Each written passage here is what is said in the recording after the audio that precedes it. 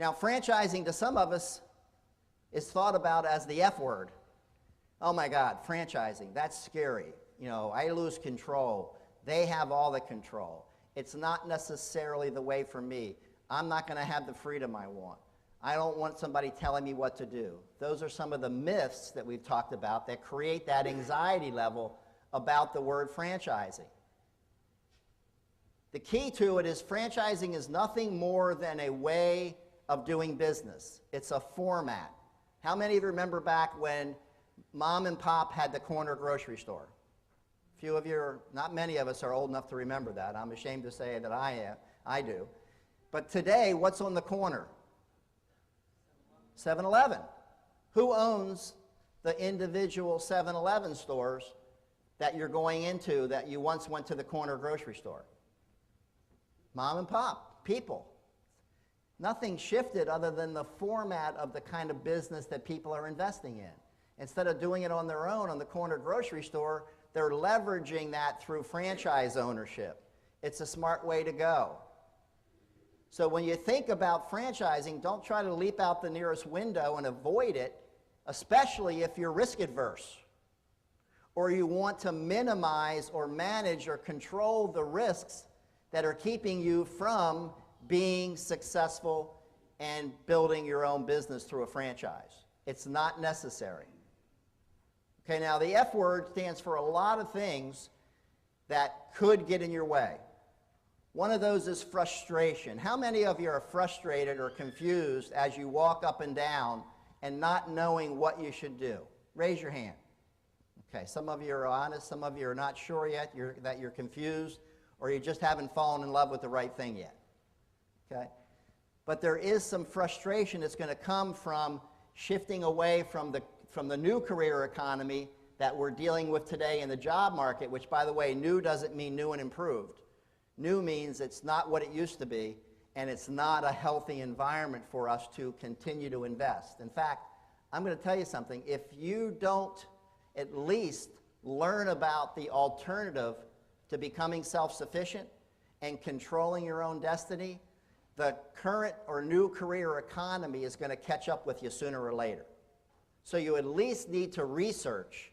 You at least need to do some exploration so you know what your options are, because in the not too distant future, you're going to walk into work and it's going to be the day that the pendulum shifts far enough to the side where you decide to do something on your own.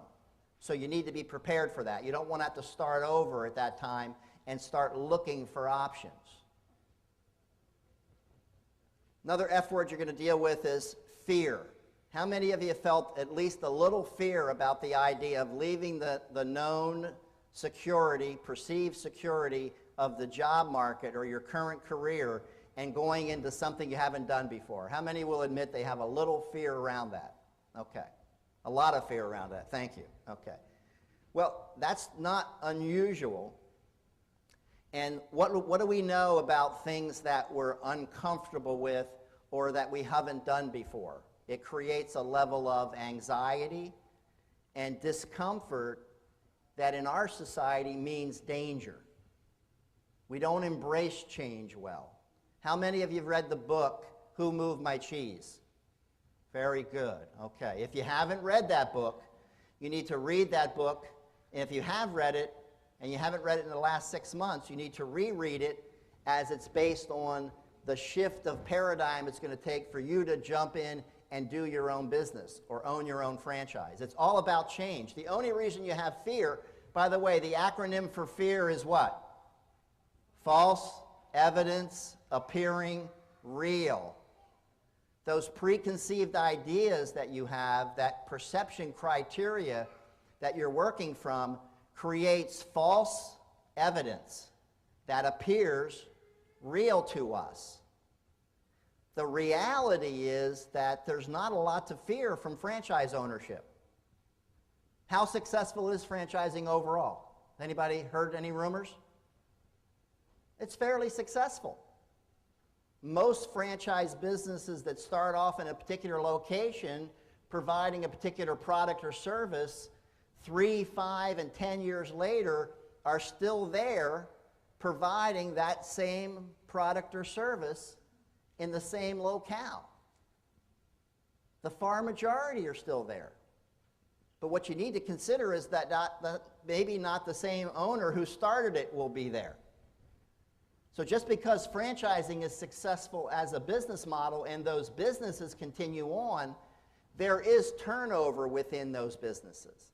So you might start a franchise, work hard at it for a year or two, and decide this isn't for me, sell it to someone else, and they'll carry it on and it'll still be in business today.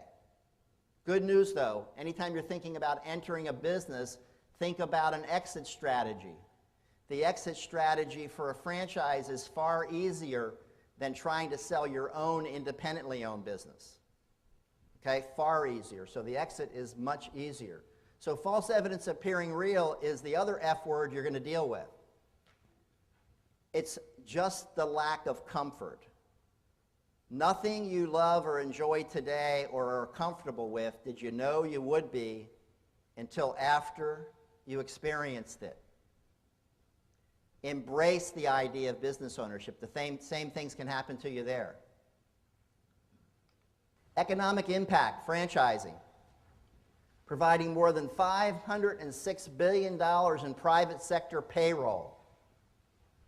$506 billion, producing $1.53 trillion in economic output. So if you think franchising is some little side thing that people do for, for a living and it doesn't amount to much in our economy, it is very, very important to the economy of the U.S. today. So you got frustration, you got fear. The other F word that comes into play is failure. We talked about that. Fear of failure. Most franchise businesses don't fail, but some do. In fact, some people fail operating successful franchise systems. So what's with that? How can that happen? Aren't I guaranteed to have it work just because I invest in it and open the doors? No.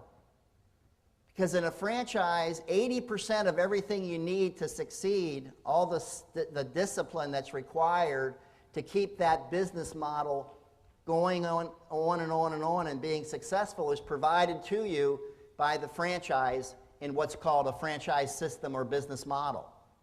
80%. We call that system discipline. So the good news is, instead of having to come up with 100% of the things you need to do as you would in your own business, 80% or more is provided to you through system discipline in a franchise. The other 20% comes from you. You add the secret ingredient, which is self-discipline. When you apply the 20% self-discipline to the 80% system discipline in a franchise, the outcome is success. So those people who go into franchises and aren't self-disciplined enough to follow the system and to work the business model you invested in, they can fail in a very successful business model.